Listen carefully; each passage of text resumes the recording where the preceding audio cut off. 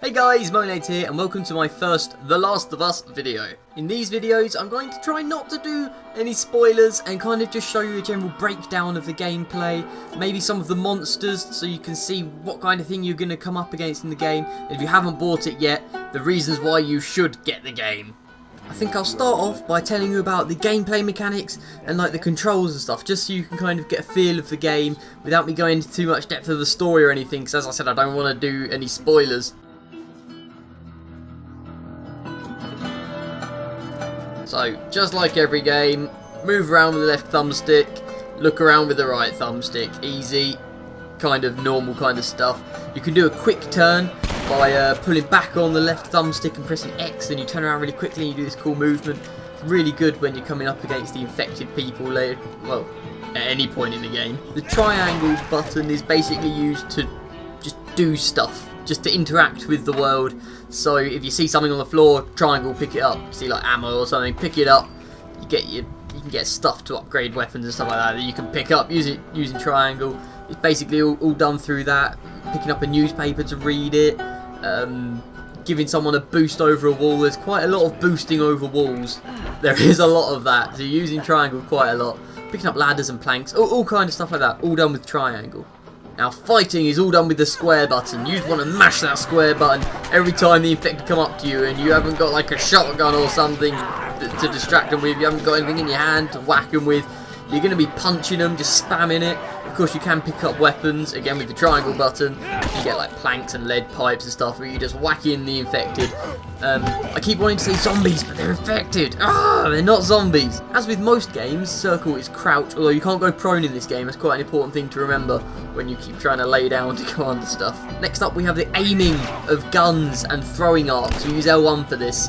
So, as with most games, so you're zooming in with your gun to get a bit closer to them, and it decreases your reticule size, which basically means you're going to be more accurate with your gun.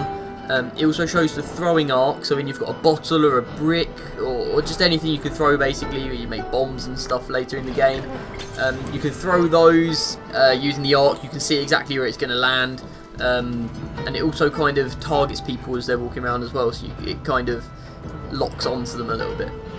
And then to fire your gun or throw whatever you're holding, you're going to press R1. There's also a lot of sprinting involved in the game, running away from those bastards. But then, as I said, as you're sprinting away, you can pull back on the left thumbstick and press X, turn around, get them with your shotgun straight in the head. Like 10 of them all running after you, get them all at once. It's brilliant. But sometimes not very effective, especially when your shotgun isn't doing very much damage or anything. And you'll be sprinting with L2, but R2 is something that's very special and I think it's quite unique.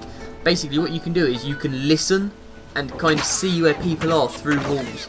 So everything kind of goes a bit muffled. It's like this, and then you can kind of hear people talking really weirdly. And it's really weird like that. And I don't know if that effect will work. I just put a bit of paper up in front of my face.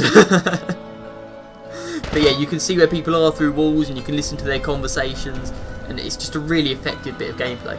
Sometimes special events will happen and you'll be able to press L3 to zoom into those events. It's a bit like Uncharted. Well, it's made by the same people as Uncharted, and this game is very, very similar, except I think it's like a lot more hectic with like zombies running after you all the time. Infected, not zombies. Oh, I'm so sorry. Yeah, so you look at those special events with the L3 button. There might be like a special thing in a room where it shows you where to go.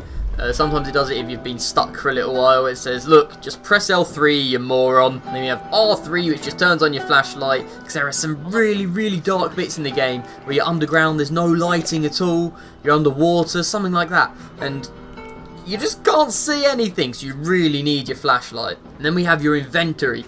So your backpack holds a lot of different items and you don't have access to all of them at the same time. You only basically have access to anything that's in your holsters or that you're holding, or it's just like in your pocket. It's really easy to access, or just like attached to your bag where you can just like pull it out, whack them with a lead pipe, bang, straight in the face. If you want to change things around in your inventory, you actually need to take the time to actually take it out of your bag. You just hold down X to do it when you're on the thing, and then choose what you want to change to.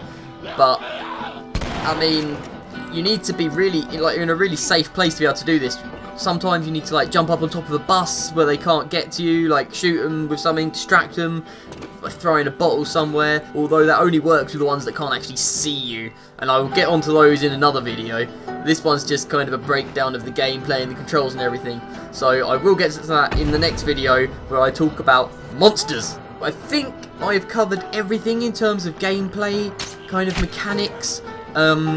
As you would have seen in the video, I would be showing some shooting stuff and some throwing of stuff and changing items in my inventory and everything. So I think that pretty much covers everything in terms of gameplay mechanics and controls. So in the next video, I will be showing you all of the dangers that present themselves to you in the world. I haven't got all the way through the game yet, so I won't be able to show you everything, but I'll show you kind of the main breakdown and maybe one little boss battle kind of thing. Thank you for watching this The Last of Us video. If you enjoyed it, please click thumbs up because that really helps. If you want to show your friends gameplay or anything, send it over to them. I'd be really grateful. This game is freaking amazing and you should get it now, but I will see you in the next video, guys. Bye!